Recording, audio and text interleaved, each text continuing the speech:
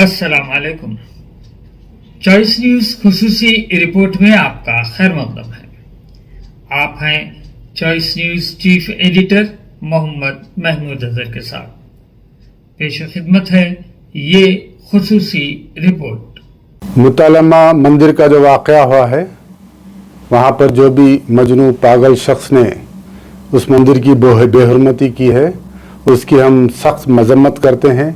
आज यहाँ पर तमाम फ़िक्र के उलमा इकराम तशरीफ़ फरमा है इसकी मजम्मत करने के लिए। कोई भी मज़हब किसी की भी इबादतगाह को नुकसान पहुँचाना और उनके ख़िलाफ़ में बोलना उसकी इजाज़त नहीं देता। और ये जो हरकत हुई है ये हो ना बोलकर अमन को ख़राब करना हिंदू मुसलमानों की एकजहती है, उसको ख़त्म करने की साजिश है।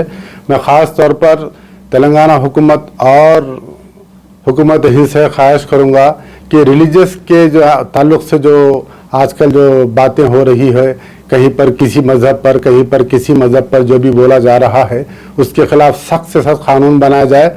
और ऐसा क़ानून बनाया जाए कि आइंदा कोई किसी भी मंदिर को, किसी भी मस्जिद को, किसी भी चर्च को, किसी भी गुरुद्वारा को कोई नुकसान ना पहुँचाए, किसी मज़हब के ख़िलाफ़ कोई गुफ्तगू ना करे।